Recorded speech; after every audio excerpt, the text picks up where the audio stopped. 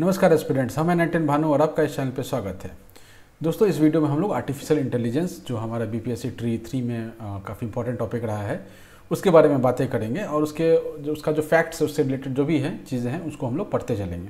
ठीक है, बहुत बड़ा टॉपिक नहीं है, छोटा ही टॉपिक है, अभी भी रिसर्च के अंडर में ही चल रहा है, बहुत ज़्यादा डेवलपमेंट नहीं हुआ है। कुछ डेवलपमेंट हुआ है तो वो देखेंगे कितना क्या डेवलपमेंट हुआ है और क्या आगे इसका स्कोप है वो भी हम लोग इसमें देखने की कोशिश करेंगे। मेरे ख्याल से ये 2 से 3 वीडियो में हो जाना चाहिए। ठीक है, ज़्यादा बड़ा टॉपिक है नहीं। ठीक है, और स्ट्रेट फॉरवर्ड क्वेश्चन ही आएंगे इसमें से, ज़्यादा इसके अंदर में घुस के क्वेश्चन नहीं आएगा क्योंकि इसका अभी रिसर्च एंड एनालिसिस चल ही रहा है। चलिए तो आते हैं टॉपिक पे आने से पहले आपसे एक रिक्वेस्ट है, प्लीज़ लाइक सब्सक्राइब और शेयर करें। ठीक है, सब्सक्राइब तो कर ही लें क्योंकि और बेल आइकन जरूर दबाएं क्योंकि उससे क्या होगा कि आपको मेरे वीडियोज़ का नोटिफिकेशन मिलता रहेगा। तो चलिए आते हैं टॉपिक पे। AI। तो AI होता क्या है, पहले नाम से ही आप समझिए इसको कि AI होता क्या है। आर्टिफिशियल इंटेलिजेंस बोला गया है। ठीक है, इसमें आर्टिफिशियल मतलब क्या होता है, जो मनुष्य के द्वारा निर्मित होता है, दैट इज आर्टिफिशियल। इंटेलिजेंस मतलब समझदारी।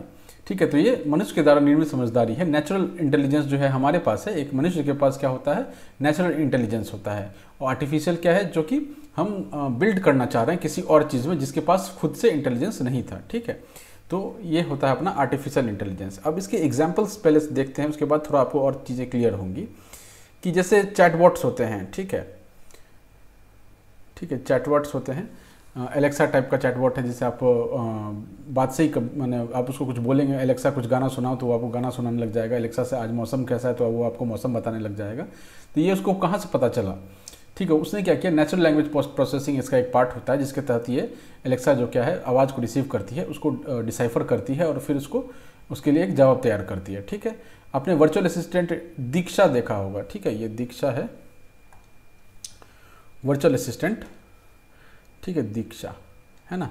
ये कहाँ आपको देखने के लिए मिलता है? आपको ये IRCTC का वेबसाइट पे जाइएगा आप, तो वहाँ पर आपको एक साइड में दिखेगा। बहुत सारे आप वेबसाइट्स पे जाएंगे तो आपको साइड में एक चैटबॉट दिखेगा। ठीक है, वो आपका वर्चुअल असिस्टेंट होता है। कुछ हद तक वो आपके प्रॉब्लम्स को ये हैंडल कर लेगा, लेकिन एक समय आता है तब बोलेगा कि हम आपके अपने ग्राहक सेवा प्रतिनिधि से बात करवा देते हैं। ठीक है, राइट। तो वो ऐसा कुछ दीक्षा है। नेक्स्ट क्या है, टेस्ला जो है वो आपका एक कंपनी है जो एलन मस्क की है। वो क्या बना रही है, सेल्फ ड्राइविंग कार्स बना रही है कि कार्स जो है वो खुद ही जो है मतलब बिना ड्राइवर के वो ड्राइव करेगा। ठीक है, वो कैसे ड्राइव करेगा, उसमें सेंसर्स लगे होंगे कि भाई रोड जर्किंग वाला है तो थोड़ा ऊपर नीचे स्लो हो जाए, स्पीड ब्रेकर से स्लो हो जाए, जाम है तो स्लो हो जाए। ठीक है, डिस्टेंस का गैप का ध्यान रखेगा कि भाई एक जो आगे वाली गाड़ी है उससे 2 मीटर की दूरी बना के रखनी है तो वो 2 मीटर का एक सेंसर लगा होगा, जैसे उससे नज़दीक पहुँचेगा वो रुक जाएगा। ठीक है, तो इस तरह की बातें जो है AI के थ्रू हो रहा है। मतलब AI में आप खुद इंसान नहीं आ रहा, लेकिन इंसान अपना जो दिमाग है ना वो किसी और चीज़ में डाल रहा है। ठीक है, उसको और वो इन्हांस करने की कोशिश कर रहा है। तो उम्मीद है आपको ये चीज़ समझ में आने लगा होगा कि एक्चुअली हो क्या रहा है। ठीक है, राइट। तो ये चैटबॉट्स, वर्चुअल असिस्टेंट हो गए, ये सब क्या करते हैं, आपका जो काम है उसको आसान करते हैं। मान लीजिए एक ऐसा AC है। ठीक है, आप AC का आप रिमोट से ऑपरेट करते हैं, पंखा भी आजकल रिमोट से ऑपरेट वाला आ गया, टीवी भी आजकल रिमोट वाले ऑपरेट से चलता है। ठीक है, तो इस केस में क्या कर सकते हैं, अगर ये सब सारे जो हैं आपके स्मार्ट टीवी हो, स्मार्ट AC हो, स्मार्ट फैन हो, तो आप क्या कर सकते हैं कि एलेक्सा के थ्रू सारे कंट्रोल कर सकते हैं। स्मार्ट बल्ब हो तो उसको आप एलेक्सा के थ्रू कंट्रोल कर सकते हैं। सीधा एक बार एलेक्सा को बोलिए एलेक्सा AC चला दो, एलेक्सा AC का टेम्परेचर 20 कर दो। तो ये चीज़ अब पॉसिबल हो चुका है, बिना रिमोट छुए हुए सिर्फ आप बोल रहे हैं और वो काम होता जा रहा है। ठीक है, इस जस्ट लाइक कि कोई एक छोटा बच्चा है जिसको आप वो बता रहे हैं। तो छोटे बच्चे में क्या था कि एक नेचुरल इंटेलिजेंस था जो आपकी बात को समझ करके वो काम कर दे रहा था। यहाँ पर क्या है, एक कोई बच्चा या ये नहीं है, यहाँ पर एक टेक्नोलॉजी है जो कि आपकी चीज़ों को मैंने आपकी आवाज़ को पहचानता है, फिर उसको डिकोड करके या आप जो मान लीजिए टाइप करते हैं चैटबॉट्स वगैरह जो आपके साइट्स पे होते हैं उसको टाइप करते हैं तो आपकी चीज़ों को वो पढ़ता है और उसके पास जो पहले से फीड जो होता है जवाब, उसके हिसाब से कुछ वो जवाब तैयार करके आपको देता है। ठीक है, दिस इज आर्टिफिशियल इंटेलिजेंस जो अपने आप नहीं था, उसमें हमने इंड्यूस किया है किसी भी चीज़ में। ठीक है, अब हम लोग मोटा मोटा डेफिनेशन जो है आर्टिफिशियल इंटेलिजेंस का वो समझ चुके हैं, राइट। तो ये अपना AI है और इस AI का डिफरेंट ब्रांचेस है, उसके थ्रू हम लोग पढ़ते चले जाएंगे।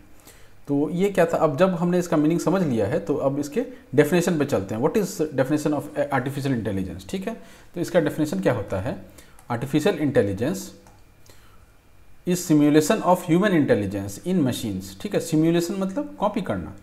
ठीक है, सिमुलेट करना चाह रहे हैं, उसकी कॉपी करना चाह रहे हैं। ठीक है, simulation of human intelligence into machines. अब वो ह्यूमन इंटेलिजेंस में क्या क्या कर सकता है, फर्स्ट है इसमें थिंक, वो सोच सकता है, ठीक है, आपसे कुछ पूछेंगे तो वो सोच के उसको आपको जवाब देगा, ठीक। वो रीज़न कर सकता है, ठीक है, वो लर्न कर सकता है, ठीक है। तो आगे जब हम स्टेप्स देखेंगे ना इसमें तो और बेहतर क्लैरिटी होगा। अभी के लिए आप समझिए कि एक दिमागी इंसान जो है वो क्या कर सकता है, सोच सकता है, रीज़न कर सकता है, लर्न कर सकता है, ये सब चीज़ें दिमाग का काम होता है, तो वो आर्टिफिशियल इंटेलिजेंस का भी काम होना चाहिए, ठीक है। और वही यहाँ पर है, simulation of human intelligence in machines, ठीक है। क्या क्या है ह्यूमन इंटेलिजेंस का अंतर्गत, थिंक, रीज़न, लर्न, ठीक है। मैंने मोटा मोटा यही है। और अब आप ये समझ सकते हैं कि इवेंट के हिसाब से वो डिफरेंट तरह से बिहेवियर करेगा। तो मोटा मोटा थिंक, रीजन, लर्न जो है हमारे दिमाग का बहुत इंपॉर्टेंट फंक्शन है, और ये आर्टिफिशियल इंटेलिजेंस में जो आपने जिस चीज़ में इंड्यूस किया है उसको ये करने आना चाहिए, ठीक है। अब ये कर कैसे पाता है, ये सिमुलेशन जो है, ये सिमुलेशन वर्ड जो हमने लिखा है, ये कर कैसे पाता है, इसको करने के लिए क्या होता है, algorithms and use data use होता है। एल्गोरिदम यूज़ करते हैं और बहुत बड़ा एक डेटा आता है। मान लीजिए आपका एक तरीका है, मान लीजिए आप क्रिकेट खेलते हैं, ठीक है। क्रिकेट में आप क्या करते हैं, हमेशा लेफ्ट साइड पे मारते हैं, ठीक है। लेफ्ट साइड एज इन मतलब आप राइट हैंडेड बैट्समैन हैं, लेफ्ट साइड में लेग में मारते हैं ज़्यादातर, ठीक है। तो वो क्या करेगा, मान लीजिए एक हमने डेटा सेट जनरेट किया कि अगर आगे बॉल आया है, ओवर पिच बॉल आया है, उसको भी आपने लेग में मारा, गुड लेंथ आया उसको भी लेग में मारा, बाउंसर आ रहा है उसको भी आपने रोहित शर्मा की तरह उड़ा के छक्का मारा। तो आपका जो बॉल, जिस तरह का बॉल आ रहा है ना, उस हिसाब से आपका जो शॉट्स है उसका हमने एक डेटा तैयार किया। उस डेटा को हमने एक रोबोट को फीड कर दिया, ठीक है। अब वो रोबोट क्या करेगा, उसको भी सेम जैसा आप शॉट्स खेल रहे थे वैसा वो भी शॉट्स खेलने लग जाएगा, ठीक है। तो उसके लिए क्या हम यूज़ कर रहे हैं, ठीक है। किसी चीज़ को किसी आदमी को सिखाना है तो उसके लिए हम क्या करेंगे, डिफरेंट एग्जांपल्स लेके आएंगे, डिफरेंट कंडीशंस लेके आएंगे, ठीक है। तो वही यहाँ पर किया जा रहा है। और एल्गोरिदम क्या है, उस प्रोसेस के थ्रू, एक प्रोसेस है जिसके थ्रू ये जो डेटा सेट है उसको आप एक्सेस करते हैं और उसको फीड करते हैं और सिखाते हैं कि भाई ये पर्टिकुलर इंसान जो है इस केस में ऐसे बिहेव करता है, ठीक है। तो वैसा ही बिहेवियर उसके अंदर फीड होता जाएगा और वो आपका सिमुलेशन करने लग जाएगा, आपकी तरह वो बिहेव करने लग जाएगा, ठीक है। नेक्स्ट क्या है इसमें, नेक्स्ट पॉइंट इसमें है कि recognise pattern, make decisions, performance improvement, ठीक है। तो आपका पैटर्न मैंने बताया आपको कि गुड लेंथ बॉल था उसको आप लेग साइड में खेल रहे थे, ओवर पिच बॉल था या बाउंसर था सबको आप लेग साइड में खेल रहे थे। तो ये क्या है, पैटर्न आप एक क्रिएट कर रहे हैं। सारा जो है आप लेग साइड में मार रहे थे, आप एक क्या कर रहे हैं, पैटर्न क्रिएट कर रहे हैं, और ये पैटर्न हम क्या कर रहे हैं, रिकॉर्ड कर रहे हैं डेटा में, ठीक है। मेक डिसीजंस, अब इस पैटर्न को आपने किसको फीड कर दिया, एक रोबोट को फीड कर दिया। तो अब रोबोट क्या करेगा कि उसको ओवर पिच बॉल मिलेगा, उसको भी वो क्या करेगा, लेग साइड में ही मारेगा। तो ये क्या डिसीजन ले रहा है, किस चीज़ में डिसीजन ले रहा है, इसके अंदर जो फीड हुआ है, फीड कहाँ से हुआ है, आपका जो बिहेवियर था उससे उसका डेटा कलेक्ट करके आप उसके अंदर फीड किया गया हुआ है, ठीक है। तो मेक डिसीजन। अगला क्या है, परफॉर्मेंस इंप्रूवमेंट, ठीक है। जस्ट इन केस इसको हमने फीड नहीं किया, ठीक है, इसको हमने फीड नहीं किया कि भाई जो वाइड बॉल है उसको छोड़ना है, ठीक है। लेग साइड का बॉल हो या ऑफ साइड का वाइड बॉल हो तो उसको छोड़ना है, अगर हमको ऐसा दिख रहा है तो हमने इसको फीड नहीं किया है। तो वो क्या करेगा, उसके पास ज्ञान नहीं रहेगा उस चीज़ को, तो वो क्या करेगा, बैट जो है हवा में घुमाता रहेगा। लेग साइड का बॉल जा रहा है, दिख रहा है कि वाइड है, उसको छोड़ देना है, लेकिन वो बैट घुमा रहा है लेग साइड में, जस्ट बिकॉज उसको हमने फीड किया है कि आप जो है वो लेग के साइड में ज़्यादा शॉट्स खेलते हैं, ठीक है। तो परफॉर्मेंस इंप्रूवमेंट यहाँ पर काम आता है कि भाई अगर लेग में बॉल जा रहा है, वाइड जा रहा है, तो उसको छोड़ देना है, बैट नहीं घुमाना है उस केस में, ठीक है। तो इस तरह से हम लोग क्या कर सकते हैं कि एक नया पैटर्न क्रिएट करेंगे, उसको फीड करेंगे और उसका परफॉर्मेंस जो है वो इंप्रूव करेंगे, वो बिना मतलब का बैट आपको नहीं घुमाना है, ठीक। नेक्स्ट पॉइंट, इसका हिस्ट्री और इवोल्यूशन की थोड़ी बात कर लेते हैं, राइट, ठीक है। चलिए हिस्ट्री ऑफ इवोल्यूशन में बात करेंगे। तो ये कब इमर्ज होता है, 1950 के दशक में इमर्ज होता है, 1950s में ये इमर्ज हुआ था, ठीक है। एलन ट्यूरिंग का आपने नाम सुना होगा, उनका एक ट्यूरिंग मशीन था, बहुत पॉपुलर साइंटिस्ट हैं, ठीक है, एलन ट्यूरिंग। उनका एक ट्यूरिंग टेस्ट था 1950 में, ठीक है। तो ये इंपॉर्टेंट हो जाता है कि पहला नाम एआई से रिलेटेड किस में आता है। अब ग्रीक मैथोलॉजी वगैरह सब में भी कुछ बात की गई होंगी, लेकिन उन चीज़ों पर हमको नहीं ध्यान देना जो मॉडर्न वर्ल्ड में हुआ है आज के डेट में, ठीक है। 19th century, 20th century, 21st century जो बातें हो रही हैं उस पर ही हम लोग डिपेंडेंट रहेंगे। तो Turing test is very important. 1950 में हुआ था ट्यूरिंग टेस्ट, और ये किसके द्वारा दिया गया था, एलन ट्यूरिंग के द्वारा। तो यहाँ से एक क्वेश्चन बन सकता है, ठीक है। मैं पॉइंट आउट करते चलूँगा जहाँ से एक फैक्चुअल क्वेश्चन बन सकता है। ऊपर का अगर देखें तो ऊपर में मतलब simulation of human intelligence definition जो है ये आपको पूछ सकता है, डेफिनेशन अगर पूछ दे, ठीक है, ये आपका उसका सवाल यहाँ पर बन सकता है, राइट।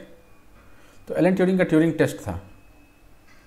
तो इस ट्यूरिंग टेस्ट में क्या हम लोग डिटरमाइन करना चाह रहे थे, to determine if a machine can exhibit human intelligence. तो ये पहला स्टेप था जिसमें ट्यूरिंग टेस्ट के तहत हम लोग ये पता करना चाह रहे थे कि एक मशीन क्या ह्यूमन जितना इंटेलिजेंट हो सकता है, ह्यूमन जिस इंटेलिजेंस से परफॉर्म कर रहा है वो उस इंटेलिजेंस से परफॉर्म कर पाएगा, ठीक है। तो ये बहुत बड़ा एक लीप कह सकते हैं आपकी इस वर्ल्ड में था जहाँ पर एक किसी मशीन को हम लोग इंटेलिजेंस इंट्रोड्यूस करना चाह रहे थे, ठीक है। तो ये जब आपका 1950 में जब ट्यूरिंग टेस्ट होता है, उसका जो कुछ रिजल्ट आता है उसके बेसिस पर क्या होता है कि R&D स्टार्ट होता है। R&D क्या होता है? Research and development. ठीक है, रिसर्च एंड डेवलप स्टार्ट होता है टू क्रिएट मशीन। किस टाइप का मशीन? ठीक है, जो कि टास्क परफॉर्म कर सके। कैसा टास्क? ठीक है, तो चेस खेल सके, मैथ्स का प्रॉब्लम सॉल्व कर सके, अंडरस्टैंडिंग नेचुरल लैंग्वेज। ठीक है, तो एलेक्सा आज के डेट में हम देखते हैं कि नेचुरल लैंग्वेज समझ पा रहा है, हम उसको इंग्लिश में बोले, हिंदी में बोले, या कोई भी डेटा मैंने कोई भी लैंग्वेज जो उसको फीड किया गया हुआ। ठीक है, तो वो क्या करेगा, उसको पढ़ लेगा, समझ लेगा और फिर आपको रिप्लाई दे देगा उसी भाषा में।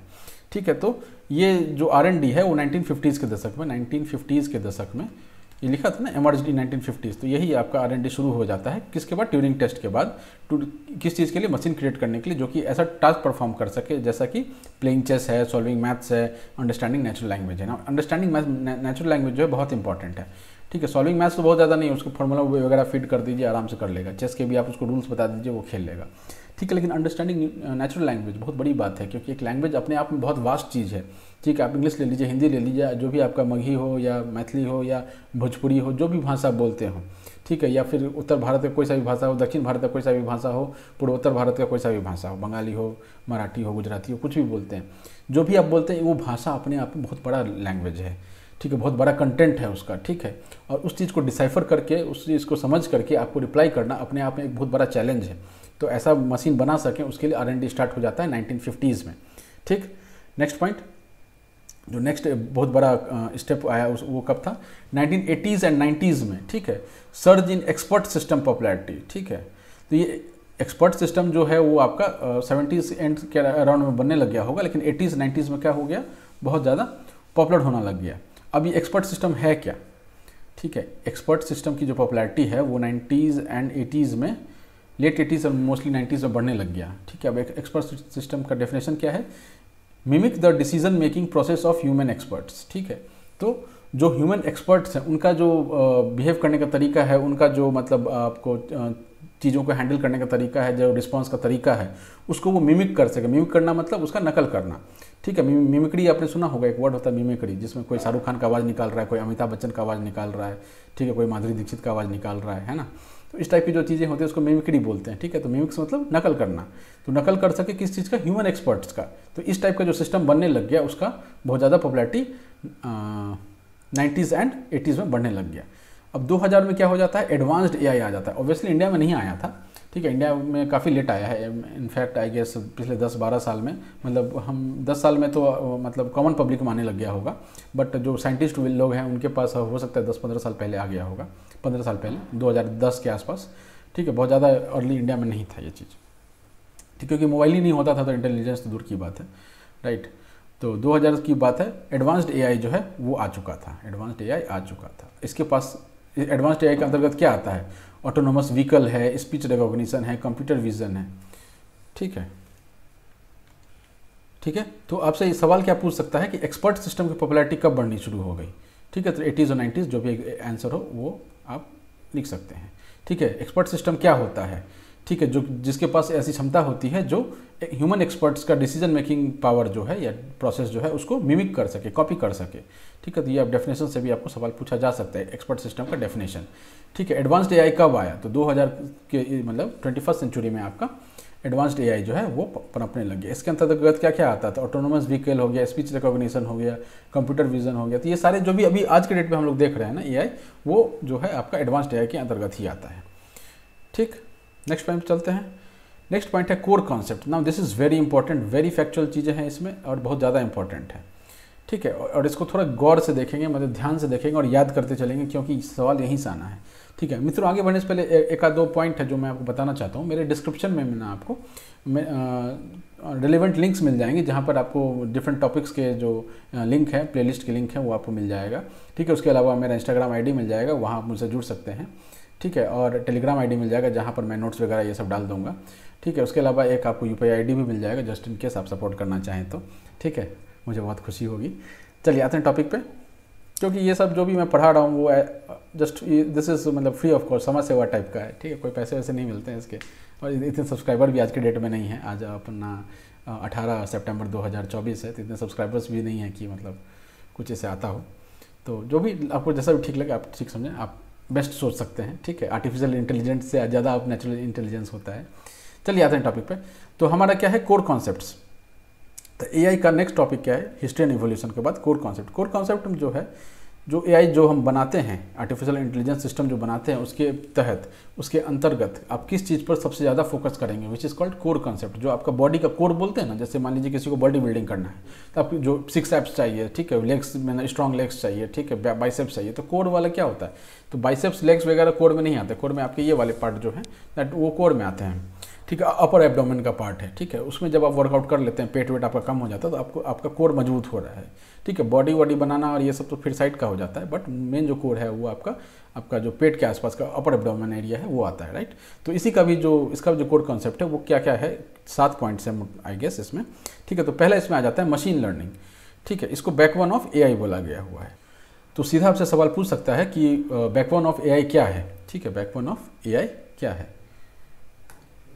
बैकबोन ऑफ एआई क्या है, अपना मशीन लर्निंग, ये आपको याद रखना है, ठीक है। सीधा सीधी क्वेश्चन यहाँ से बन सकता है, backbone of AI is machine learning, ठीक है। इसके तहत क्या करते हैं, algorithm learns from the data set. अभी मैंने आपको बताया था एल्गोरिदम एक प्रोसेस है, ठीक है। आपने एक कोड किया हुआ है जिसके थ्रू वो डिफरेंट डेटा सेट को जो है वो एनालाइज करता है, राइट। तो algorithm learns from the data set. जो उसका एल्गोरिदम किस चीज़ का एल्गोरिदम, कि कोई भी आदमी परफॉर्म करता है तो दिमाग में एक प्रोसेस सेट है, ठीक है। आप अगर एग्जाम की तैयारी करते हैं तो आपके दिमाग में एक प्रोसेस सेट है, राइट। तो वही प्रोसेस जो है वो कंप्यूटर के टर्म्स में एल्गोरिदम हो जाता है। तो एल्गोरिदम कहाँ से सीखता है, डेटा सेट से। आपका दिमाग कहाँ से सीखता है, किताब से। किताब में क्या है, डेटा सेट से, ठीक है। आप MCQs लगाते हैं, मान लीजिए आर्टिफिशियल इंटेलिजेंस के आपने 50 MCQs लगा लिए ना, वो 50 MCQs क्या थे, डेटा सेट्स थे, और सीखने का एल्गोरिदम कहाँ है, आपके दिमाग में है।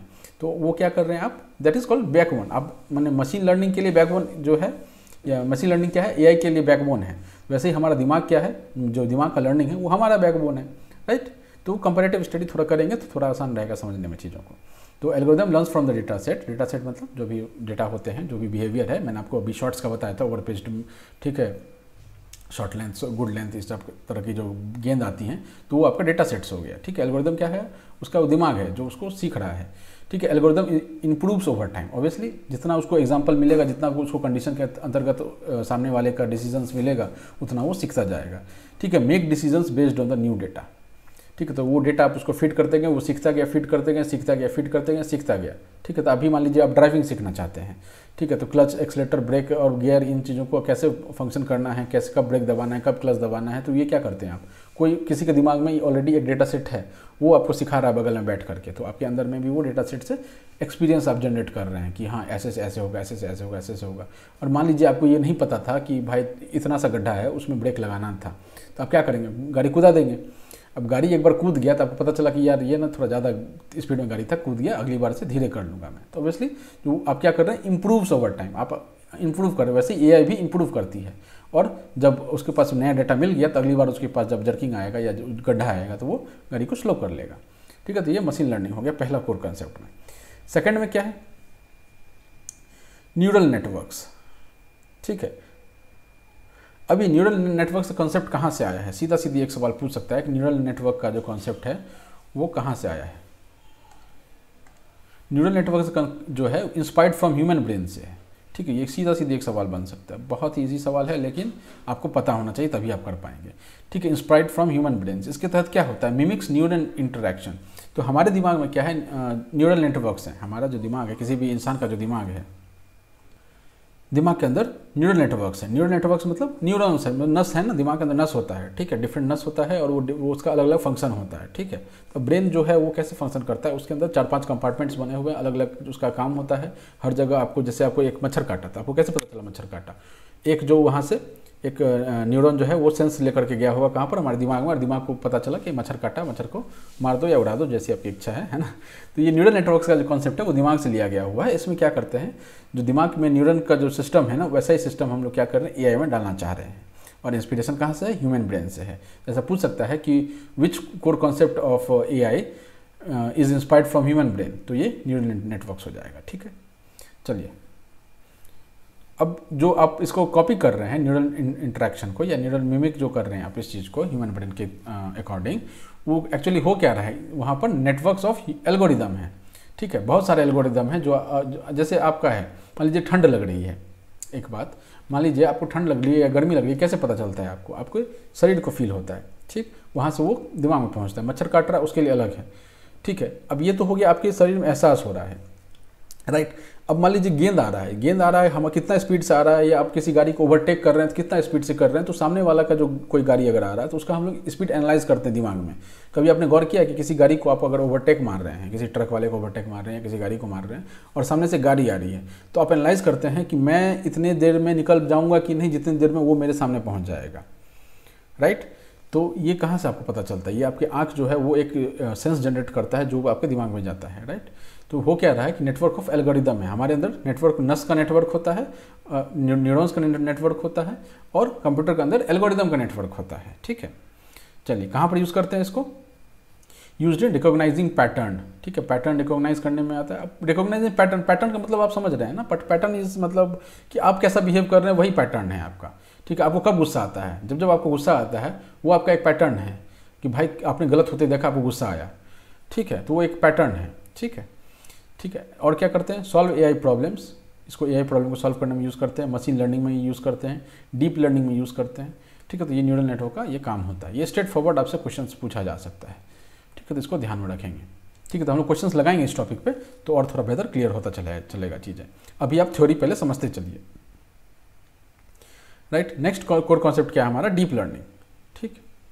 अब ये क्या है? सबसेट ऑफ मशीन लर्निंग है। एमएल मतलब मशीन लर्निंग, सबसेट है उसका, ठीक है। अब ऐसा है ना कि कोर कॉन्सेप्ट में बहुत सारी चीज़ें हैं, लेकिन वो आपस में इंटरडिपेंडेंट हैं, क्योंकि सब मिला के ही फंक्शन करता है, राइट। आपका कोर क्या है? बॉडी है, लेकिन आपका हाथ का भी उतना ही इंपॉर्टेंस है जितना आपका लीवर का इंपॉर्टेंस है। आँख का आपको उतना ही इंपॉर्टेंस है जितना आपका फेफड़े का ये इंपॉर्टेंस है, राइट। तो सब कहीं ना कहीं इंटरलिंक्ड होते हैं। तो डीप लर्निंग क्या है? सबसेट ऑफ मशीन लर्निंग है। इसके तहत क्या होता है? इसके अंतर्गत क्या होता है, ठीक है? यूजेस कॉम्प्लेक्स न्यूरल नेटवर्क्स, अभी हमने पढ़ा neural networks with many layers, ठीक है। तो अभी इसमें न्यूरल नेटवर्क में क्या था कि एक लेयर एल्गोरिदम का था जो आपको समझ में आ रहा था, डेटा सेट को एनालाइज कर रहा था, सीख रहा था, ठीक है। अब आप बहुत डेप्थ में सीखना चाहते हैं किसी चीज़ को, ठीक है। आप ड्राइविंग चाहते हैं कि मतलब मैं 200 की स्पीड में भी आराम से चला सकूं और 10 की स्पीड में भी आराम से चला सकूं, तो उसके लिए बहुत ज़्यादा आपको डेप्थ में सीखना पड़ेगा चीज़ें, ठीक। बहुत डेप्थ में आपको मैनेज करना सीखना पड़ेगा, कैसे गाड़ी को मैनेज करना है ऐसे सिचुएशंस में, ठीक है। तो वहाँ पर कौन सा पिक्चर में आ जाता है? Deep learning, right. तो उसमें क्या कर रहे हैं कि न्यूरल नेटवर्क जो है उसको, ठीक है, उसका बहुत सारा लेयर होता है। ऊपर वाला लेयर ऊपर की चीज़ें बताएगा, नीचे वाला लेयर जो बढ़ता जाएगा वैसे वैसे आपका डीप लर्निंग बढ़ता जाएगा, राइट। अब इसमें क्या हो जाता है? To analyse various factors of the data, right. Image and speech recognition में इसको काम लेते हैं, ठीक है। आप इसको ये बोल सकते हैं कि इसका एप्लीकेशन कहाँ या यूज्ड इन बोल सकते हैं कि इमेज एंड स्पीच रिकॉग्निशन। आप समझिए, आप थोड़ा इसको गौर से, जब आप इमेज रिकॉग्निशन है ना, अब इमेज रिकॉग्निशन किस तरह का हो सकता है? अब दो इमेज को आप कंपेयर करना चाह रहे हैं, तो उसमें क्या क्या कंपेयर होगा? अगर आपने किसी मूवी में देखा होगा कि फलना आदमी का जो है चेहरा कैप्चर हुआ और वो अपने डेटाबेस में चेक कर रहे हैं कि वैसा कोई आदमी दिखने वाला है कि नहीं, वैसे लेकिन वहाँ पर क्या हो रहा है? दो इमेज कंपैरिजन हो रहा है, ठीक है। आपके पास 1000 लोगों का डेटा सेट है जो कि क्रिमिनल है, और एक जो है सामने क्रिमिनल जो है वो खून करके भागा, उसका कहीं सीसीटीवी में फोटो कैप्चर हो गया है। तो वो फोटो क्या करेगा? वो दोनों मैच करना शुरू करेगा, जो सिस्टम है वो। अब सिस्टम फोटो में क्या क्या मैच करेगा? उसका कम्प्लेक्शन मैच करेगा, ठीक है, उसकी आंखें मैच करेंगी, उसका जो आईब्रोज है, उसका जो लिप्स है, उसका जो नोज़ है, ठीक है, उसका जो मुंह पर कोई दाग हो सकता है तो वो दाग हो गया, ठीक है, उसका दाढ़ी हो सकता है, कुछ बहुत तरह की चीज़ें हो सकती है जो वो मैच करेगा। तो अब इतना जो मैच करने का सिस्टम वो कैसे आएगा? अब ये खुद ही समझिए ना कि दो चेहरे को आपको आइडेंटिफाई करना है आँख बंद करके, ठीक है। मान लीजिए एक आपको आपका आँख बंद कर दिया जाए, राइट, और आपको दोनों हाथों से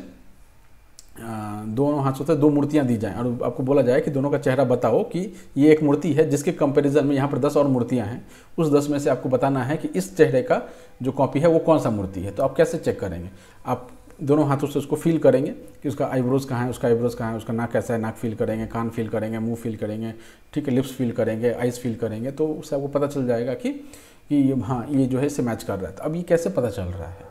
ठीक है, सीधा ये कि न्यूरल नेटवर्क जो है आपने छुआ और वहाँ पता कर लिया या कोई थोड़ा बहुत पता कर लिया, ठीक है, तो वो क्या हो गया? न्यूरल नेटवर्क्स हो गया। जब डीप लर्निंग जाते हैं तो डिफरेंट लेयर्स आ जाते हैं। डिफरेंट लेयर्स कौन से हैं? तो डीप लर्निंग में आप मल्टीपल पहलूज पर आप फोकस कर रहे हैं, ठीक है। तो मल्टीपल पहलूज मतलब डिफरेंट चीज़ों को आप समझ रहे हैं, सीख रहे हैं कि कंपैरिजन कैसे होता है, नहीं होता है, राइट। तो ये बातें आपको डीप लर्निंग में दिखेगा, ठीक है। स्पीच रिकॉग्निशन, ठीक है, नेक्स्ट अपना ये क्या है? Speech recognition, right. तो एक बैंक था, सिटी बैंक, उसमें मेरा अकाउंट था, तो मैं उनके कस्टमर केयर को फ़ोन करता था, तो उनके पास क्या था? एआई का सिस्टम आ चुका था स्पीच रिकॉग्निशन का, राइट। तो जैसे आपसे पूछते हैं ना कि सर अपना नाम बताइए, डेट ऑफ बर्थ बताइए, एड्रेस बताइए, फ़ोन नंबर बताइए, वेरीफाई करने के लिए मैनुअली आपसे पूछता है फ़ोन पे क्योंकि उनको वेरीफाई करना होता है कि जिस आदमी से वो बात कर रहे हैं वो एक्चुअली वो आदमी है कि नहीं, अकाउंट होल्डर है कि नहीं। ठीक है, तो इस चीज़ को मतलब ओवरकम करने के लिए कि मैनुअली आपको कंफर्म करना पड़े, सिटी बैंक वालों ने क्या किया कि मेरे से एक बार पूछा कि सर हम आपका स्पीच जो है वो रिकॉर्ड करना चाहते हैं रिकॉग्निशन के लिए, राइट। तो उन्होंने एक बार मेरे से परमिशन लेकर मेरा स्पीच जो है वो रिकॉर्ड कर लिया।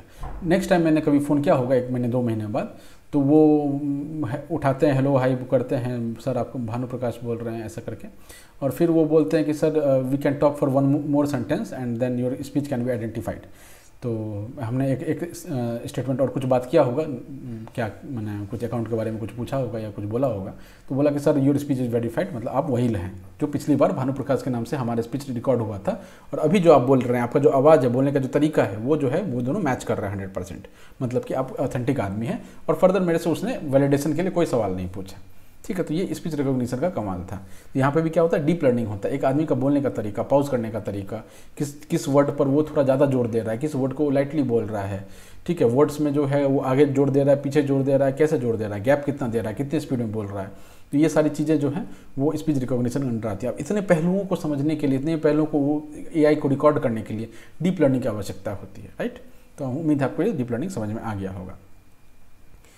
नेक्स्ट क्या है, natural language processing. Now this is very simple, मतलब समझ में ही आता है कि हम एलेक्सा को बोलते हैं कि एलेक्सा गाना सुनो, एलेक्सा गाना सुनाने लगता है। आपने गूगल असिस्टेंट देखा होगा, Google assistant, okay Google what is the temperature today, ठीक है, तो आपको आज का टेम्परेचर बता देता है। ठीक है, आप पूछ देते हैं कि okay Google what is my location, how far is Lucknow from this place, तो ऐसा कुछ अगर आप सवाल कर देते हैं तो वो आपको तुरंत जवाब दे देता है। ठीक है, राइट। टीवी में भी आप देखे होंगे, स्मार्ट टीवी वगैरह होगा तो उसको बोल देते हैं कि आज तक न्यूज़ लगाओ, तो वो खुद ही टाइप हो जाता है आज तक न्यूज़, और वो मतलब आपका डिस्प्ले हो जाता है।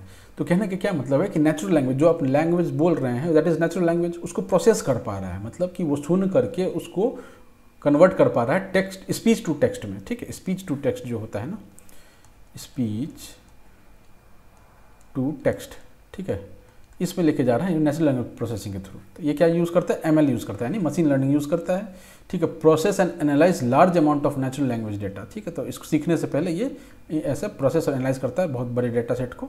ठीक है, provides ability to interpret, manipulate and comprehend human language. ठीक है, एबिलिटी टू इंटरप्रेट, ठीक है, आप जो बोले आज तक न्यूज़ लगाओ तो वो आपका इंटरप्रेट किया। ठीक है, मैनिपुलेट, उसके मैनिपुलेट करने का मतलब है कि जो आपने बोला उसके कॉरेस्पॉन्डिंग, उसके इर्द गिर्द जो भी सर्च जो होते हैं वो आपको डिस्प्ले कर देगा। ठीक है, एंड कॉम्प्रीहेंड, मतलब आपने जो बोला सारा कुछ उसको समझ में आ गया।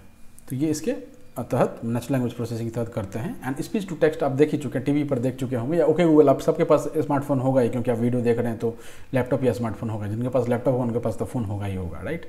तो एक बार आप ट्राई कीजिए, ओके गूगल, ठीक है, प्ले मी अ सॉन्ग, या okay Google how far is गया फ्रॉम दिस प्लेस, ऐसे करके आप सर्च कीजिए। हिंदी में भी बोल सकते हैं, ओके गूगल यहाँ से पटना कितना दूर है ये बताइए। इस तरह की जैसे ही आप बातें करेंगे तो वो आपको एक सर्च जो पूरा है वो फाइंड करके आपको डिस्प्ले कर देगा, राइट। तो ये क्या हो रहा है, नेचुरल लैंग्वेज जो है वो जो आपका लैंग्वेज है वो प्रोसेस कर पा रहा है, दैट इज राइट। ठीक है, नेक्स्ट पॉइंट इसमें क्या है, रोबोटिक्स है, राइट। अब रोबोटिक्स से हम लोग समझते हैं कि भाई रोबोट ना, रोबोटिक्स जो है थोड़ा मतलब वास्ट कॉन्सेप्ट है कंपेयर टू रोबोट। रोबोट एक मतलब मोटा मोटी कोई भी ऐसा मशीन जो कि ह्यूमन काम कर पा रहा है इज़ अ रोबोट। ठीक है, तो अभी जो रोबोटिक्स है वो एक क्या बोल सकते हैं उसको, थ्योरी पार्ट है, रोबोट क्या है, एप्लीकेशन पार्ट है, राइट। तो रोबोटिक्स क्या करता है, merges AI with physical components. ठीक है, robotics merges AI with physical component. Physical component क्या हो गया, रोबोट वाला हो गया। वो आपने देखा होगा कि कोई एक बेंगलोर में रेस्टोरेंट है जहाँ पर आप खाना ऑर्डर करते हैं और खाना रोबोट लेकर के आता है। ठीक है, इंसान लेकर नहीं आता है।